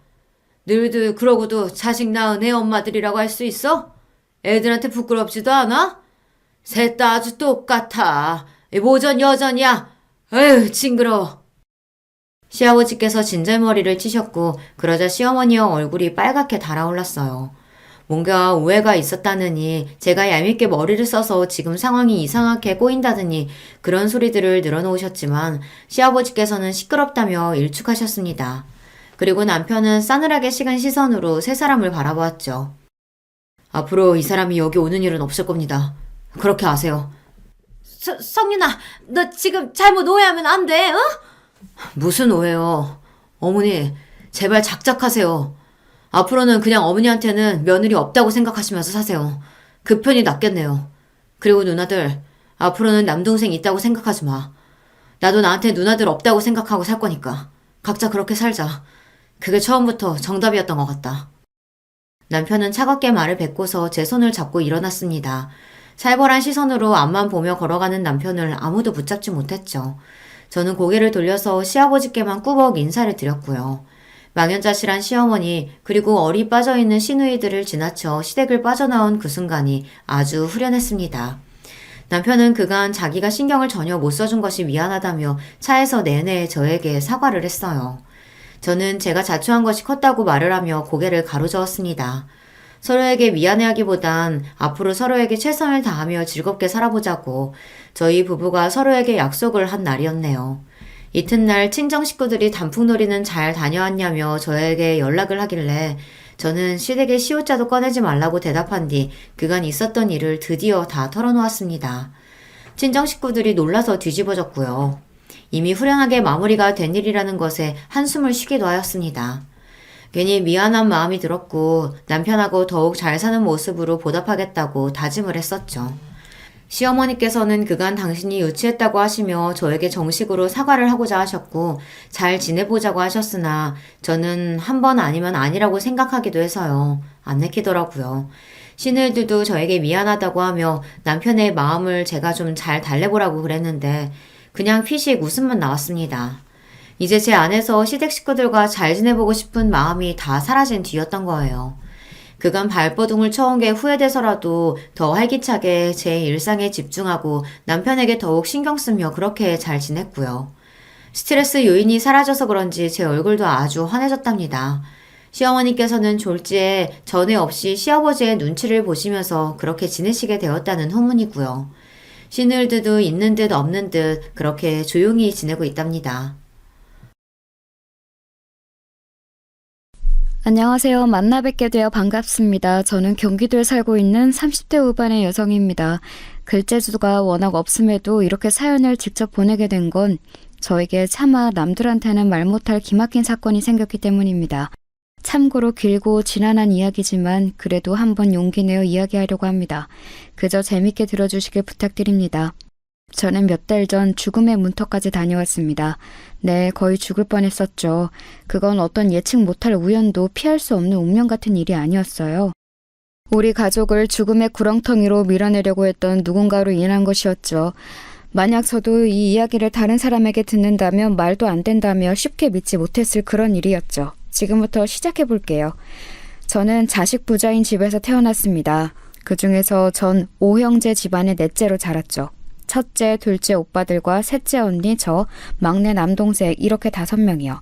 원래 타고난 상황 그대로였으면 그래도 입에 풀칠은 할 만한 집이었을 텐데 자식이 원체 많다 보니 형편이 늘 부족하고 궁핍했죠. 엄마는 자식들 뒷바라지 집안일 하느라 일을 구할 수 없었고 그러다 보니 아빠의 외벌이로만 살게 되었거든요. TV 수리 기사였던 아빠의 월급은 7 식구가 먹고 살기엔 늘 부족한 돈이었습니다. 그런 어려운 상황 속에서도 우리 가족은 늘 화목했어요. 돈이 있으면 행복하지만 행복하기 위해서 꼭 돈이 필요한 건 아니더라고요. 그보다 더 중요한 건 사랑이라는 걸 저는 일찌감치 가족들을 보며 깨우쳤습니다. 막내 동생을 제외한 나머지 형제들이 고등학교, 중학교에 올라간 때부터 우리는 적극적으로 부모님을 도왔어요. 오빠들은 부모님의 걱정을 덜어드리기 위해서 학교를 다니면서도 늘 아르바이트를 경험했고 저랑 언니는 눈 뜨자마자 가족들의 식사를 챙기고 학교 후에는 일찍 집에 와 동생 공부를 돕거나 집안일을 했어요. 덕분에 엄마도 여유가 생기니 부업을 시작할 수 있었죠. 그 모든 건 가족들이 사랑으로 서로를 이해하고 배려하니까 가능했던 일이라고 생각해요. 본인만 생각하는 이기적인 사람이 없었고 더욱더 나서고 희생하려는 사람만 있었거든요. 너무나 사랑하는 소중한 가족을 위해서요. 그래서 전 어릴 때부터 가족이란 응당 그런 분위기라고 생각했어요. 어려운 순간에도 서로의 힘을 합쳐 위기를 극복하는 언제나 사랑으로 화기애애하고 화목한 그런 분위기를요. 그런데 나이가 들면서 넓은 세상으로 나와보니 삶의 모양은 참 다양하고 복잡하더라고요. 나에겐 당연했던 모양이 다른 삶 속에서는 완전히 뒤바뀐 모습으로 존재할 수 있다는 걸 서서히 이해하고 받아들이게 됐습니다. 그렇지만 그건 어디까지나 한 발 떨어진 제 3자의 시선일 뿐이죠. 결혼을 통해 우리 가족과는 전혀 다른 모습의 새로운 가족이 생기게 되면서 그 사실을 피부 가까이 느낄 수 있게 되었습니다. 제가 성인이 될 무렵 가족의 형편은 전보다 많이 여유로워졌어요. 오빠들은 일찍 취직을 했고 언니도 대학에서 또 공부하는 게 싫다며 20살이 되자마자 취직을 했거든요. 그래서 전 비교적 운 좋게도 원하는 대학을 별다른 걱정 없이 입학할 수 있었죠. 최소한 대학 등록금으로 걱정할 필요 없이요. 그렇게 대학을 졸업하자마자 곧바로 원하던 회사에 취직까지 하게 됐어요. 전 평소에 끈기와 인내가 강하다는 이야기를 많이 듣거든요. 항상 그 끈기 하나로 원하는 바를 꾸준히 밀어붙인 덕분인지 순탄하게 풀렸던 것 같아요. 거기까지는 좋았습니다. 꿈꾸던 대학에 들어갔고 업계에서 유명해 평소 꿈꾸던 회사까지 가장 빠른 시간 내에 올바른 정석을 불리는 길로 이뤄냈어요. 당시 오래 사귀던 남자친구도 있었고 30살이 되면 결혼하자는 이야기가 오갔죠. 부모님은 이런 저를 항상 대견해 하셨고 오빠와 언니, 동생도 자랑스러워했어요. 비록 어려운 형편이었지만 그 모든 걸 극복해내고 지금까지 달려온 저 자신이 스스로도 만족스러웠습니다. 하지만 불행은 회사에 들어가고 1년 후부터 시작됐어요. 후임이 들어오고 나서 저의 업무는 눈에 띄게 늘어났습니다. 야근은 기본이 되고 마치 퇴근 시간이 정해진 것처럼 늘 오후 11시에 회사 밖을 나올 수 있었어요. 그래도 1년차 신입 때까진 그보다 조금 덜한 업무량이어서 버틸 수 있었거든요. 연봉이 적은 편도 아니었고요. 그런데 정말 말도 안 되게 늘어나는 일을 보면서 돈이나 회사 이름이 중요한 게 아니라는 걸 알았어요. 집에 도착하자마자 세수만 하고 곧바로 기절하듯 잠들어 5시간 후에 일어나 출근 준비를 해야만 했어요. 또 회사에 가면 커피 한 잔 마실 수 있는 시간도 없이 몰아닥치는 업무를 해야 했고 늘 저만 찾는 상사들의 뒤치다꺼리를 하느라 제대로 정신을 차릴 수 없었어요. 그 와중에 후임을 안내하는 일까지 해야 했으니 정말 중간에 껴서 환장을 노르시더라고요. 게다가 주말이라고 마냥 쉴 수도 없었습니다. 회사에서 못다한 잔업을 마저 해내야 했거든요. 이렇게 쳇바퀴처럼 정신없이 흘러가는 삶이 저에겐 너무 버거웠어요. 참다 못해 선배들에게 이런 고충을 토로하니 지금이 가장 바쁜 시기라서 그렇다며 조금만 더 버티란 말밖에 안 하더라고요. 당시엔 너무 마음이 삐뚤어져 있어서 그런지 제가 그만두면 본인들한테 일이 더 편중될까봐 붙잡아두려는 심산으로 보여서 얄밉게 느껴지더라고요. 버티고 버티자 참고 또 참자는 마음으로 전 그렇게 무려 2년을 버텼습니다. 2년의 시간 동안 가장 큰 변화는 대학교 때부터 만나던 오래된 남자친구와 이별하게 됐다는 거예요. 제 일상도 사라진 마당에 남자친구를 만날 여유까지 챙길 수 없더라고요. 남자친구는 제 일이 여유로워질 때까지 기다리겠다고 했지만 차마 붙잡을 순 없었습니다. 전 사실 그전까지는 사랑하기 때문에 보내준다는 말을 안 믿었거든요. 그런데 막상 제가 그런 상황에 놓이자 그 말이 이해가 되더라고요. 만약 사랑하지 않았다면 욕심부리며 어떻게든 곁에 붙잡아뒀을 거예요. 그런데 제 불안정한 상황과 붙잡고 싶은 이기심 때문에 진심으로 사랑하는 사람한테 상처를 줄 수가 없었어요. 여유를 갖지 못해서 미안하다는 말로 이별을 통보할 수밖에 없었죠. 가뜩이나 지칠 대로 지쳐있던 저는 그 뒤로 더욱더 망가져갔어요. 위염과 위경련을 늘 달고 살았고 피부는 메말라 푸석푸석해지고 탈모까지 생겼어요. 정신적인 스트레스가 너무 심해 정신과 병원을 찾았지만 그마저도 시간이 부족해 병원에 갈 수가 없어 겨우 2-3번 방문한 게 끝이었죠. 가족들은 이런저런 걱정해서 늘 회사를 관두라고 했지만 저는 쉽게 그만둘 수가 없었어요. 내가 이런 회사를 다시 들어갈 수 있을까? 업계가 크지 않은데 입소문이 나진 않을까? 가족들이 날 엄청 자랑스러워했는데 이렇게 일찍 포기해버리는 게 맞을까 하는 여러 생각들 때문에 괴로웠습니다. 하지만 이런 저의 고민을 정리해준 건 다름 아닌 남동생이었습니다. 그날도 저는 똑같이 야근을 끝내고 집으로 돌아와 침대에 쓰러지듯 누웠거든요. 그런데 남동생이 제 방에 조심스럽게 들어와서 이렇게 말하더군요. 누나, 난 누나가 우리 중에 가장 참을성이 좋다고 생각해. 그건 분명 어딜 가서나 칭찬받고 치켜 세워질 장점일 거야. 그래서 누나가 지금까지 온 것도 대단한 것 같아. 참을 만큼 참았으면 더는 가만히 있지 않아도 돼. 그러니까 반격을 하든 박차고 나오든 뭐든 간에 누나는 누나가 원하는 대로 할 자격이 있어. 동생의 말에 저는 큰 위로를 얻으면서 동시에 용기를 얻었어요. 여태까지 버틴 것도 대단하고 그게 아까워서 앞으로의 시간을 허비할 필요는 없다는 걸 깨달은 저는 참지 않을 용기를 냈어요. 곧바로 다음날 회사로 가서 사직서를 냈죠. 직장 선배, 동료, 친한 친구들 모두가 말렸지만 가족들만은 제 선택을 응원해줬어요. 사직서를 낸다는데 박수를 받는 사람은 아마 흔치 않을 텐데 말이에요. 어쨌든 저는 그때부터 참지 않을 용기를 가지고 더 열심히 살아가기로 했습니다. 그 가르침은 제 미래의 수많은 선택들에게 큰 도움이 되었죠. 회사를 다니는 중에는 딱히 소비를 할 여유나 시간이 없던지라 전 꽤 많은 돈을 놓아둘 수 있었어요. 그 돈에 퇴직금과 부모님의 도움, 대출을 껴서 가게를 냈습니다. 어떤 가게인지는 정확히 말할 순 없지만 회사를 다니면서 제 생활을 누리고 싶다는 바람이 생겼는데 그에 딱 맞는 곳이었어요. 운영 시간은 정해져 있었지만 제 일상에 따라서 유동적으로 바꿀 수 있었고 그럼에도 감사하게도 손님들이 꾸준히 찾아주셔서 지금까지 운영해오고 있어요. 예전 회사 다닐 때보다 벌이도 훨씬 좋고요. 사실 이제야 말은 이렇게 간단히 하지만 가게를 차린 후 2-3년까지는 상황이 그다지 좋지는 않았어요. 혼자 운영하는 것에 대한 부담도 컸고 자리 잡기 전까진 벌이도 그닥 좋지 않았거든요. 어느 정도 안정권에 들어서기 시작한 건 바로 남편 덕분이었습니다. 가게를 준비하던 중에 저는 지금의 남편을 만났습니다. 인테리어 회사에 다니고 있던 남편은 제 가게로 일을 나온 사람 중 한 명이었어요. 남편의 첫인상은 참 좋았습니다. 성실하고 과묵하지만 본인의 일에 집중하는 모습이 멋있는 그런 사람이었어요. 아마도 제가 먼저 호감을 가졌던 것 같네요. 회사를 그만둔 뒤 훨씬 대담해진 저는 몇 번의 일적인 만남 끝에 남편에게 먼저 다가가 호감을 표현했어요. 그쪽이 마음에 드는데 혹시 사적으로 만나볼 의향이 없냐고요. 사람이 워낙 진중하고 무거워 보여서 마음을 얻기가 생각보다 어려울 것 같았거든요. 그런데 예상과 달리 그 사람도 제 요청에 흔쾌히 좋다고 하더군요. 제가 묻지 않았으면 아마 본인이 물어봤을 거라고 하면서요. 마음이 통한 우리는 그렇게 만남을 시작하게 됐고 어느새 둘도 없는 연인이 되었습니다. 남편은 저랑 동갑으로 제가 생각했던 것처럼 자기 일에 열정을 가진 진실된 사람이었어요. 사실 만남을 시작할 때부터 저는 남편이 연애보단 결혼하기 좋은 남자라는 걸 단박에 알았어요. 일 말고는 딱히 별다른 취미도 없고 대화할 주제가 많지도 않고 그렇다고 대화를 이끄는 게 능숙한 편은 아니었거든요. 그럼에도 불구하고 이 사람과 결혼을 하면 나에게 무한한 신뢰를 주겠구나 싶은 확신이 있었어요.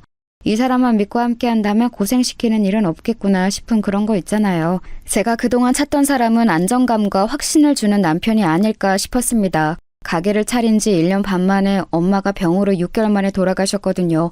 그 일 때문에 가족들이 전부 다 많이 힘들어했어요. 서로가 서로를 위로하면서 어떻게든 삶의 의지를 다지고선 앞으로 나아갈 수밖에 없었죠. 그렇지만 또 반대로 서로가 서로에게 짐이 될까봐 가뜩이나 힘든 가족들한테 감정을 토로하는 게 미안해서 마음 한구석은 늘 위태로웠어요. 회사를 다닐 때도 느꼈지만 곁에서 의지할 수 있는 사람이 없다는 건 정말 힘든 거더라고요. 사실 그동안 저는 곁에 누군가 버티고 서주기를 바랐던 것 같아요. 제가 기댈 수 있게요. 그런데 남편이 저에겐 그런 사람이란 걸 깨달았죠. 엄마가 돌아가셨을 때도 장례식장에서 내내 자리를 지켜주고 일을 도와주었어요. 장례를 치르고 나서도 제 곁을 가만히 지켜주었고요. 그런 모습을 보면서 결혼을 확신했던 것 같습니다. 그 일 이후로 우리는 곧 결혼이라는 공동의 목표를 함께 세우게 되었고 미래를 약속하는 사이가 되었어요. 결혼을 완전히 확정하기 전에 남편은 사실 자신에겐 결혼을 미루고 싶은 이유가 있다고 했어요. 경제적으로도 둘 다 준비되어 있고 둘 다 30대 초반의 나이였기 때문에 딱히 그 이유가 뭔지 감이 안 잡히더라고요. 그런 저에게 남편은 지금이라도 선택권을 주고 싶다면서 처음부터 끝까지 자신의 상황을 상세히 말해주었습니다. 남편의 가족은 어머니, 형, 여동생 이렇게 4식구였어요. 아버지는 남편이 고등학생 때 사고로 돌아가셨다고 했고요. 당시 공장 대표로 계셨던 아버지 덕분에 땅과 건물 등 남겨놓은 재산이 많아서 다행히 가족이 경제적으로 걱정할 건 없었다고 하더라고요. 그럼에도 집에 계셨던 어머니는 일을 다니기 시작하셨고 그러면서 집에 남은 형제들끼리 자주 싸웠다고 해요. 집안일을 맡을 사람이 없으니 형이 동생들에게 일을 떠넘기기 시작했고 그로 인해서 자주 다퉜다네요. 당시 아버지가 돌아가시고 나서 심적으로 힘들어하던 어린 여동생에까지 형이 매일 자신의 교복 손빨래를 시켰다면서 아직까지 그때를 잊을 수 없다고 하면서요. 남편의 형은 어렸을 때부터 다소 성미가 고약하고 이기적이며 권위적인 성격이라 학교나 집에서 자주 문제를 일으켰대요. 그에 반해 남편은 조용한 성격이고 여동생은 겁 많고 유약한 편이었으니 성격적으로 자주 부딪힐 수밖에 없었겠죠. 형은 고등학교 때부터 어머니에게 아버지가 남긴 유산의 일부를 요구하며 일찍이 혼자 독립하겠다고 요구했다 합니다. 하지만 어린 나이에 여건이 안 되면서 혼자 살 수는 없다며 어머니는 끝까지 거절하셨대요. 그러자 이에 앙심을 품은 형은 일부러 학교에서 친구를 괴롭히고 폭행해서 고의적으로 자퇴를 할 수밖에 없는 상황을 만들었다고 합니다. 그렇게 하면 바라던 대로 어머니가 고집에 못 이겨 자취를 시켜줄 줄 알고서요. 하지만 어머니는 생각보다 완고하고 강인한 분이신 것 같더라고요. 잘못을 저지른 것에 대해 크게 혼낼 뿐 눈 하나 깜짝이지 않고 형의 모든 요구와 요청을 묵살했다고 합니다. 그때부터 형은 어머니에게 말도 안 되는 앙심을 품어온 거예요. 툭하면 어머니와 말다툼을 벌였고 나중에는 따로 독립해서 살라고 해도 취직 준비를 핑계대며 집에 눌러 살았다고 하더라고요. 어머니를 종부려 먹듯 시켜 먹으면서요. 형이 하도 어머니와 다투니까 여동생은 그 점이 불안해서 집 가까운 데 대학을 정했고 그렇게 셋이 함께 살았대요. 그런데 여동생이 갑자기 10살 많은 남자와 일찍 결혼하게 돼서 집을 나오게 된 겁니다. 그러니 남편은 형과 어머니 둘이 사는 게 너무나 걱정된 거죠. 하지만 남편의 직장은 당시 본가와 멀리 떨어진 다른 지역에 있었고 그렇다고 해서 어렵사리 구한 일을 그만둘 수 없었대요. 이런 남편의 걱정을 아셨는지 어머니는 괜찮다고 걱정하지 말라고 누누이 말씀하셨다고 합니다. 남편은 그저 자주 집을 찾아가는 수밖에 없었죠. 30대 초반까지 취직도 안 하고 집에 얹혀 살던 형은 다행인지 뭔지 연애를 하면서 집에 오는 일이 적어졌대요. 연애할 돈을 달라고 행패를 부려도 어머니가 끝까지 주지 않자 그제야 조그만 가게에 매니저를 취직했다는군요. 이후 식도 안 올리고 곧바로 혼인신고를 해 따로 살게 되었답니다. 그제야 남편도 마음이 놓였고 어머니를 본인이 있는 지역으로 모실 생각이었다고 합니다. 그런데 결혼했던 여동생이 2년 만에 이혼을 한 겁니다. 그것도 애를 못 낳는다는 이유로요. 그 신랑이란 작자는 나이만 많은 줄 알았더니 사상도 늙어 빠진 인간이었던 거죠. 어머니는 여동생이 너무나 걱정되어 남편의 지역으로 올 수 없다고 하셨대요. 그렇게 여동생과 어머니가 함께 지내게 되었는데 평소 상심이 너무 크고 그간 마음이 많이 힘드셨던 건지 어머니가 결국 뇌졸중으로 쓰러지신 겁니다. 당시 여동생 또한 마음의 병이 커서 홀로 병간호를 하기는 역부족이었대요. 요양원에 보낼까도 생각해봤지만 한평생 자신들을 위해 희생해온 어머니를 곧바로 외면하는 것 같아 그럴 수 없었다고 합니다. 방문 요양사를 부르면 어머니가 극도로 예민해지고 날카로워져서 오히려 약효과라 하고요. 결국 가족끼리 안에서 해결해야 하는 문제였기에 남편이 일을 그만두고 지금 살고 있는 이 지역으로 온 겁니다. 그렇기에 남편은 몸을 제대로 가누지 못하는 어머니를 두고서 쉽게 결혼을 생각할 수 없었던 거예요. 여동생이 있긴 하지만 아무래도 결혼하면 집사람 또한 어머니 병간호를 함께 해야 할 테고 완전히 자유로울 수 없는 자신의 상황을 이해해야 하는데 그게 쉽지 않을 것 같다고요. 이 긴 이야기를 남편의 차분한 목소리로 듣는데 어쩐지 눈물이 났습니다. 남편이 딱하고 가여워서요. 그간 얼마나 마음고생이 심했을지 상상하면 눈물부터 나더라고요. 물론 병간호라는 게 낯설고 두렵지만 그런 이유로 사랑하는 남편과 헤어질 순 없었습니다. 오히려 제가 남편을 얼마나 사랑하는지 깨달은 계기가 돼준 것 같았어요. 그래서 남편에게 남편이 짊어지고 있는 그 짐을 제가 함께 나누겠다고 말했어요. 함께 나누고서 같은 발걸음으로 나아가겠다고요. 그러자 남편은 눈물을 흘리며 연신 고맙다고 했습니다. 몇 배로 갚아가며 살아가겠다고 약속해 주었고요. 이런 상황을 전해 들으신 저희 부모님은 사실 이 결혼을 그다지 달가워하시지 않으셨어요. 아픈 사람의 간호를 하는 건 같은 가족이어도 힘든 일인데 이제 막 신혼생활을 시작한 어린 네가 감당할 수 있겠냐고 하셨죠. 어쨌건 예상한 반응이긴 하지만 솔직히 저도 자신은 없었어요. 그렇다고 자신 없다고 해서 물러서고 싶진 않았습니다. 남편처럼 생각이 깊고 배려심 있는 사람을 다시는 못 만날 것 같았어요. 게다가 당시 남편이 가게 내부에 대해서 이것저것 조언해주고 운영에도 크게 도움을 준 덕분에 일이 잘 풀린 게 사실이긴 하거든요. 결혼하고 나면 남편도 직장을 정리하고 저와 같이 가게를 운영할 계획이었고요. 이런 이유를 들면서 저에게 얼마나 필요한 사람인지 피력하고 이전에 부모님이 실제로 남편을 만났을 때 사람이 진국이라고 했던 걸 다시 꺼내어 얘기했죠. 그렇게 부모님을 설득하고 또 설득해서 결혼을 허락받을 수 있었네요. 남편의 어머니는 저희 시어머니가 되었고 하나뿐인 여동생은 시누이, 집 나간 형은 시숙이 되었습니다. 하지만 당시에 좀 몰랐던 거예요. 제 앞에 다가올 시련에 대해서 너무나 과소평가했던 걸요. 결혼 전까지 뵐 수 없었던 남편의 형, 시숙과 큰동서는 결혼식이 돼서야 처음 만났습니다.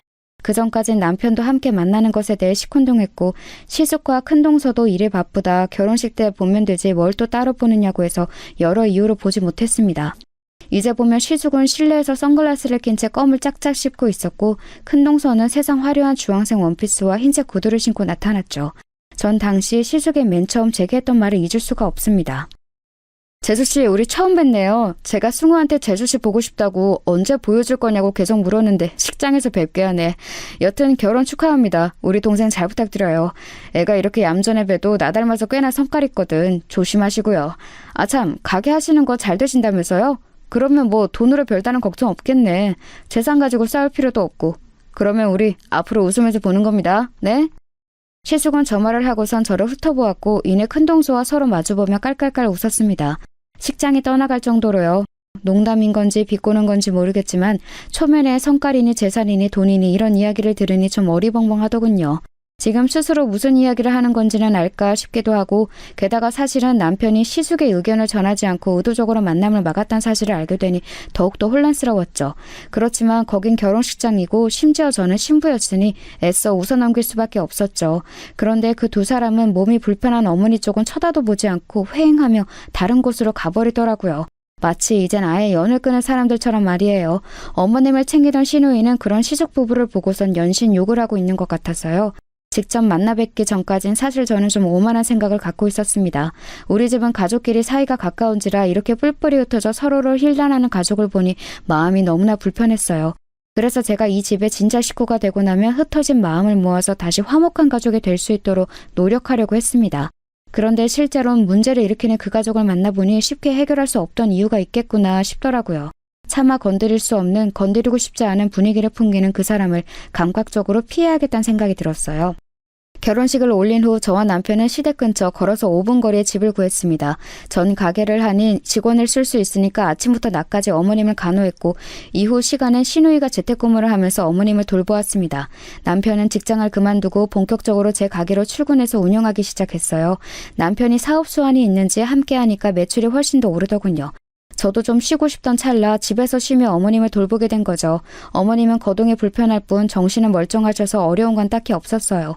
오히려 이런저런 이야기를 나누면서 엄마와 딸처럼 가깝게 지낼 수 있었죠. 친정엄마가 돌아가신 후에 참 많이 후회했었어요. 회사와 가게로 바빠서 엄마와 더 많은 시간을 보내지 못했던 것도, 더 많은 대화를 나누지 못했던 것도 전부 다 후회스러웠어요. 어쩌면 그 마음이 시어머님을 모실 수 있게 한 동력이 됐던 것 같네요.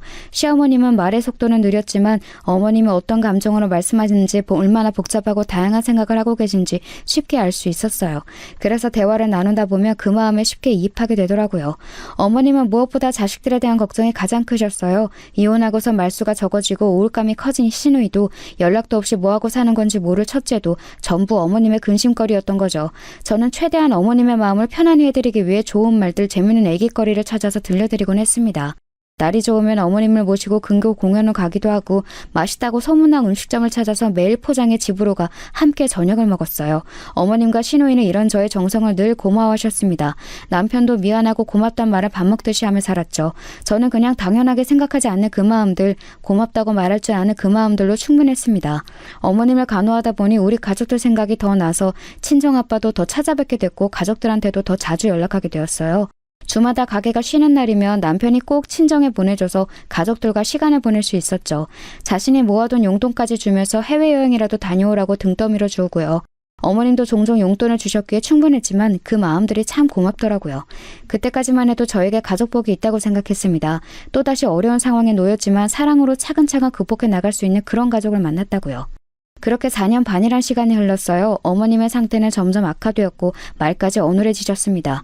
빠른 사고가 되지 않았고 그러다 보니 의사소통도 힘들어졌죠. 병원에선 앞으로 더욱더 힘들어질 거라며 요양원을 추천하더군요. 가능한 제가 되는 데까지 모시고 싶었지만 더는 감당이 되지 않았어요.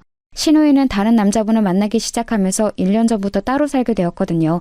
남편과 번갈아 가면서 병간호를 했지만 점점 힘에 부치게 되었습니다. 저희 부부에겐 별다른 선택지가 없었어요. 어머님 간호 때문에 미뤄졌던 아이 계획도 더 이상 미룰 수 없었거든요. 결국 요양원으로 모실 수밖에 없었죠. 어머님도 저희에게 미안하셨던 건지 알겠다고 그 편이 더 좋을 것 같다고 하셨습니다. 알아요. 그게 어머님의 온전한 진심은 아닐 거란 걸요. 하지만 어쩔 수가 없었어요. 때로 죄책감이 밀려올 때면 지금까지도 충분히 도리는 다했다고 스스로를 다독일 수밖에 없었습니다. 그렇게 어머님은 요양원에 머물게 되셨고 제가 일주일에 2번씩 찾아뵈면서 함께 시간을 보냈어요. 그로부터 1년 후 어머님은 결국 돌아가셨습니다. 남은 날이 많지는 않았다고 병원에서 들었지만 헤어짐의 때가 너무나 일러서 저도 남편도 많이 힘들어했어요. 그냥 제가 조금만 더 모시고 살 걸 후회도 많이 됐습니다. 하지만 이미 지나간 일, 그저 어머님이 가시는 길에 편안하기만을 기도할 수밖에 없었죠. 그렇게 장례를 치르는데 근 6년 만에 시숙과 큰동서를 처음 뵈었습니다. 살아계실 땐 한 번도 안 찾아오다가 장례 때 얼굴을 비추는 게 참 어이가 없더군요. 염치도 없는지 상주 행세를 하려고 하기에 남편이 막아섰습니다. 뭐 하는 거야, 형? 무슨 낯짝으로 왔어? 엄마 가는 길에 쟤라도 뿌리려고 온 거야? 이것 봐라. 재수씨, 내가 말했죠? 얘 한성깔 한다고. 야, 승우야, 내가 첫째 아들인데 상주는 당연히 나 아니야? 얼굴 좀 못 봤다고 가족이 남이 되냐? 피가 얼마나 진한데 너만 아들 행사하려는 거 엄마도 원치 않으실 거다. 남편은 화를 못 참고 시숙의 멱살을 잡았습니다. 친척들이 다 나서서 말린 후에야 진정을 할 수 있었어요. 시숙은 이죽거리며 귀엽고 상주 자리에 서 있었고 남편과 제 손만 끌어올렸죠. 그 와중에 큰동서는 앉아서 밥과 술만 축내고 핸드폰으로 드라마를 보고 있더라고요. 어이가 없어서 제가 다가가 말했습니다. 안녕하세요, 형님. 아주버님이 오랜만에 오셔서 그래도 자식의 도를 다하시려는 것 같은데 그럼 형님도 가족으로서 일을 도우셔야 하는 게 아닐까요? 그게 며느리의 도리니까요. 어머 동서, 말을 좀 섭섭하게 한다. 우리 지금 바쁜 와중에 시간 내서 어떻게든 온 건데 잠깐 쉬지도 못해? 그리고 딱 보니까 일 잘하는 사람 많네. 뭘. 일도 해본 사람이 안다고. 나처럼 굼뜬 사람 있으면 방해만 된다니까? 하나만 알고 둘은 모르는 스타일이구나, 동서? 말할수록 속만 부글거리더군요. 어찌나 사람 속을 살살 긁는지. 하지만 거기까지는 약과였어요. 장례가 끝나고 나서 시숙, 큰동서, 남편과 저, 신우이 이렇게 5명이 모이게 됐습니다. 시숙이 오랜만에 형제 가족들끼리 모이자고 해서 어쩔 수 없이 모인 거였죠. 불편한 식사 자리가 계속되던 중 시숙이 본색을 드러냈습니다. 자, 이제 깔끔하게 정리해볼까? 아버지 돌아가시고 엄마가 유산 다 갖고 있던 거 알지? 내가 알기론 건물이랑 땅 다 해서 꽤 되거든. 엄마 돌아가셨으니 이제 형제들끼리 나눠야지. 승우, 너는 장례식 때 건너들이니 가게가 잘 되는 것 같고, 승희, 너는 어차피 홀몸이잖아. 설마 다시 결혼할 생각은 아니지? 어쨌든 그래서 내가 너희보다 나이도 많고 32까지 엄마를 모셨으니 상식적으로 너희보단 더 가져가야 할 것 같다. 비율은 5-3-2가 어떨까 하는데?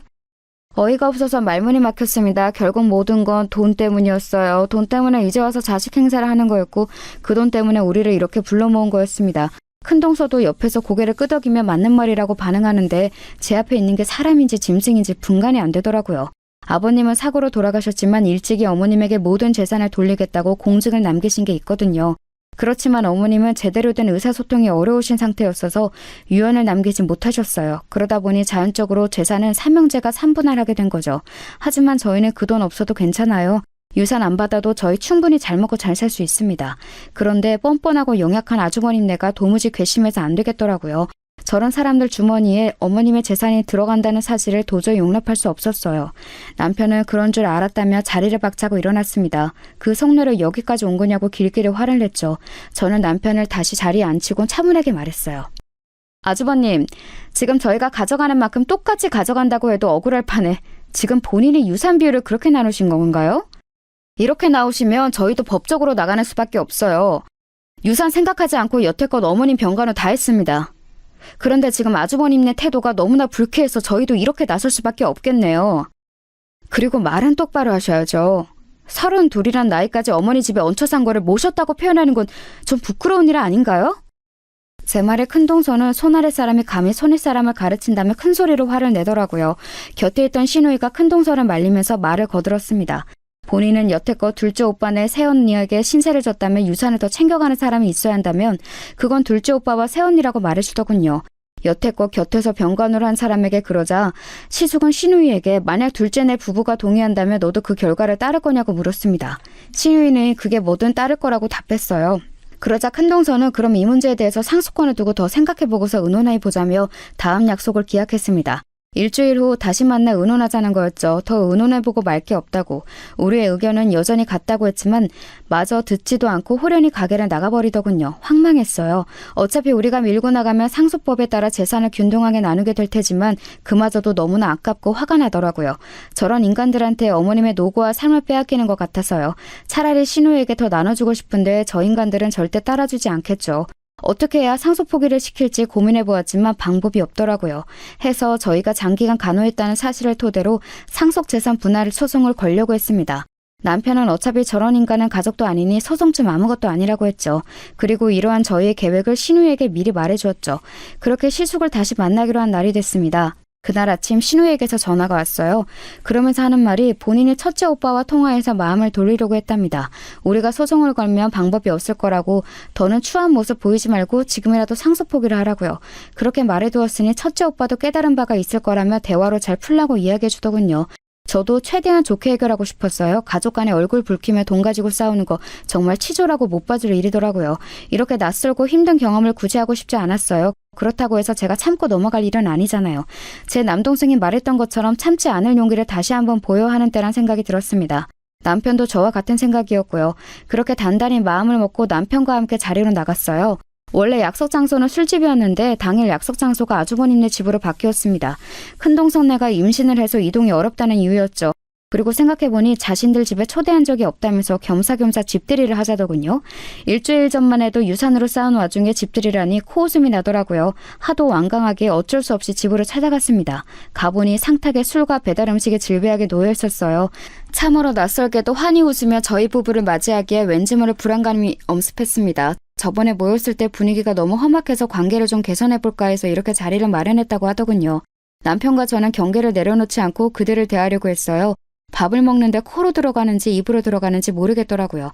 혹시 술 기운에 빌려서 우리를 설득하려는 건 아닐까 싶어서 건배만 하고 술은 입에도 대지 않았죠. 시숙은 기분이 좋은지 연신 웃으면서 저희에게 그간의 안부와 사는 이야기를 물었습니다. 둘이 또 엄마 찾아뵈고 싶었지. 아무렴 내 엄마인데 나 몰라라 하고 싶었겠어? 그런데 그럴 수가 없더라고. 아직 우리가 경제적으로 또 사회적으로 안정화되지 않은 상태거든. 사업하는 것마다 망하고 뭐 좀 해보려고 하면 코로나다 경제위기다 뭐다 운이 따라주질 않더라고. 그런 모습을 어떻게 엄마 앞에 나서겠냐? 우리 그간 고생 많이 했다. 팔도를 돌면서 안 해본 일이 없어. 그 와중에 이렇게 하늘에서 천사 같은 아이를 내려준 거야. 그러니까 우리가 얼마나 유산이 간절했겠니. 섭섭하게 생각 마라. 우리도 그 말 하면서 괴로웠어. 우리는 잘못 살았지만 이 뱃속의 아이는 잘못 살면 안 되잖아요. 아무리 그래도 이 집 핏줄인데 그건 시어머님도 원치 않으시겠죠. 저도 정말 보란듯이 잘 키우고 싶어요. 나는 이렇게 지금 변변치 못한 일에 불안정하게 살고 있지만 아이가 태어날 집은 번듯했으면 좋겠고. 애 얘기만 하면 왜 이렇게 눈물이 나는 건지. 술에 취한 건지 장황하게 사는 이야기를 늘어놓는 모습을 보니 그 자리에 함께 있는 게 괴로워지더라고요. 물어본 적도 없고 궁금하지도 않은데 말이죠. 게다가 아이 핑계를 대면서 어쩔 수 없었다고 하는데 아이가 생겼다고 해서 여태껏 시어머님을 내팽개쳐두고 뒤늦게 나타난 게 없던 일이 되나요? 어이없는 소리. 그냥 귓등으로 듣고 있었습니다. 한참을 그렇게 떠들던 시숙은 갑자기 무표정한 얼굴로 다시 한번 저에게 물었습니다. 정말로 상속을 더 나눠줄 의향이 없냐고요. 남편은 언성을 높이며 역시나 그렇게 말할 줄 알았다고 했습니다. 그전에도 말했듯이 그럴 의향 전혀 없다고 오히려 똑같이 나누는 것조차 억울하다고 덧붙였죠. 그러자 시숙은 알겠다면서 너희가 그런다면 어쩔 수 없지라며 허허허 웃더군요. 뭔가 이상했지만 그래도 원만히 풀리나 싶었습니다.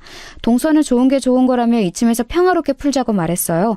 그러면서 술 안 먹을 거면 음료라도 마시라며 컵에 따라 가져다 주더군요. 남편과 저는 테이블에 술만 있어서 그간 마실 걸 한 번도 입에 대지 않았거든요. 안 그래도 목마르던 참에 동서가 가져다 둔 음료수를 벌컥벌컥 마셨습니다. 그리고 거짓말처럼 1분도 채 되지 않아 남편과 저는 미친 듯이 밀려드는 잠에 정신을 잃고 쓰러지게 됐죠. 얼마 동안 잠든 건지 모르겠어요. 3분, 5분? 기억상으로는 30초 남짓 쓰러져 있던 것 같은데 저 멀리 흐릿한 시계를 보니 5분은 된 것 같았어요. 꿈속을 헤매는 것처럼 비몽사몽한 상태로 있던 저는 누군가 제 발을 밟는 촉감에 슬며시 눈을 떴습니다. 이 사람아, 기절한 사람 발을 밟으면 어떡하나? 깨면 어쩌라고? 자, 다들 잠들었지? 여보, 이제 시작하자. 정신 똑바로 차리고 당신은 그냥 내가 시키는 대로만 하면 돼. 일단 가져오자. 마지막 말에 저는 순간 정신이 번쩍 들었습니다. 두 사람이 안방 쪽으로 걸음을 옮긴 순간 저는 벌떡 일어나 남편을 미친 듯이 흔들어 깨웠어요. 일어나라고 뺨을 연신 꼬집으면서요. 남편은 아직 완전히 정신이 들지 않았지만 다행히 일어날 수는 있었어요. 저는 지금 이 집에서 당장 도망쳐야 한다며 남편을 부축해 일어났습니다. 남편은 사태의 심각성을 안 건지 곧 정신을 제대로 차렸고 제 손을 잡고서 불이 나게 현관문을 열고 나갔습니다. 가장 아래층에 있는 엘리베이터를 기다릴 여유가 없어서 계단을 뛰어내려갔어요. 설상가상 그 와중에 넘어져 저는 다리까지 다치게 됐죠. 남편은 내려가면서 곧바로 경찰에게 연락해 신고했습니다. 저희가 문을 열고 내려가니 곧바로 이어서 시숙네 현관문이 열리는 소리가 들렸습니다. 그들이 곧장 따라오는 소리가 들렸어요. 공포영화가 따로 없었습니다. 지금 잡히면 정말 죽겠다는 생각밖에 안 들더군요. 다친 다리로 겨우 내려가다가 남편이 업히라고 해서 업힌 채로 1층까지 갔죠. 남편은 제정신이 아닌 상태로 급하게 내려오느라 무리한 탓에 1층 도착하자마자 구토를 했어요. 정말 아수라장이 따로 없었습니다. 주차장으로 바로 가야 하는데 겁이 나서 도저히 못 가겠더라고요. 그 상태로는 무리겠다 싶어서 경찰이 올 때까지 숨어 있기로 했습니다. 건물 뒤로 뛰어가 숨어 있는데 곧바로 두 사람 발소리가 나더라고요. 연신 욕을 해대면서 우리를 찾는 듯 했습니다. 아마 시숙도 술을 마신 탓에 온전한 정신이 아니라서 다행히 우리를 쉽게 찾지는 못하는 것 같았어요. 그때 경찰차 사이렌 소리가 들렸고 시숙과 동서는 도망쳐 다시 집으로 들어갔습니다. 남편과 저는 곧장 뛰쳐나와 경찰을 불렀어요. 그리고 경찰관들은 대동에 다시 시숙네로 찾아갔죠. 아마도 제 인생 중에 가장 급박한 순간이 아니었나 싶어요. 마치 첩보물 속 주인공이 된 기분이었죠. 경찰관은 집 안으로 들어가 제가 가리킨 대로 우리 부부가 마신 음료컵을 조사하기로 했습니다. 그런데 소름 끼치는 건 안방을 뒤져보던 중 그 안에서 노끈이 나온 겁니다. 얇고 긴 노끈 말이에요. 이걸로 뭐 하려고 캐묻자 남편과 저에게 그냥 겁만 주려고 했다네요. 상속 포기하게 한 다음 억지로라도 문서를 작성하게 할 유황이었대요. 정말로 다치게 할 생각은 없었다면서요. 저희가 소송을 할 거란 계획을 듣고서 우발적으로 벌인 일이란 말을 듣는데 정말 온몸에 닭살이 돋았습니다. 말은 그렇게 하지만 사실은 목숨을 빼앗으려고 했던 건지 뭔지 누가 아나요? 동서가 준 음료에 타져 있던 게 바로 수면제였거든요. 저희는 그 수면제 음료 때문에 정신을 잃었고 다리까지 다쳤으니 이를 이유로 시숙과 큰동서를 상해죄로 고소했습니다. 우리는 더 이상 가족이 아니었죠. 그 뒤로 아직도 사건은 완전히 해결되지 않았습니다. 생각보다 복잡하고 긴 절차가 필요했거든요. 시숙과 동서는 아직도 오리발 내밀면서 자신들은 죄가 없다고 주장한다던데 아무래도 정신을 못 차린 것 같더라고요. 더 웃긴 건 뭔지 아세요? 임신했다는 것도 거짓말이었습니다. 애가 있는 배가 아니라 그냥 과식한 배였더라고요. 그것도 모르고 그 넙대대한 배를 보면서 임신 축하한다고 순삭했으면 좋겠다고 마음에도 없는 덕담을 했는데 그게 사람이 할 거짓말인가요? 하긴 이런 일까지 벌였는데 뭘 못하겠어요. 아무리 해도 우리가 눈 하나 깜짝하지 않으니 결국 수면제까지 먹인 걸 테니까요. 그들은 저희가 고소한 대로 죗값을 받게 될 겁니다. 남편과 제가 꼭 그렇게 끝이 나게끔 만들 생각이고요. 지금도 그때가 생생합니다. 갖가지 가정이 제 마음을 아직도 어지럽히고 있어요. 그때 동서가 제 발을 밟지 않았다면, 그래서 제가 눈을 뜨지 못했다면 어떻게 됐을까? 그때 남편이 일어나지 못했다면, 그래서 제가 끈을 가지고 나오는 그들과 정면으로 마주쳤다면 어땠을까? 난 맨정신으로 그들과 맞설 수 있었을까? 상상을 하면 할수록 힘겨워져서 어떻게든 생각을 떨쳐낼 수밖에 없었어요. 돈이 뭐기에 사람이 이렇게까지 만드는 걸까요? 갑자기 돈이라는 게 세상에서 가장 잔인하고 징그럽게 느껴지더군요. 만약 상속법에 따라 나눠지면 저희 부부는 모은 돈을 신우에게 전할 생각입니다. 그게 안 된다면 사회에 기부라도 하고요. 더 이상 이 문제로 속 시끄럽게 만들고 싶지 않았거든요. 살면서 정말 별의별 일을 다 겪는다고 하지만 이런 일까지 겪을 줄은 꿈에도 몰랐네요.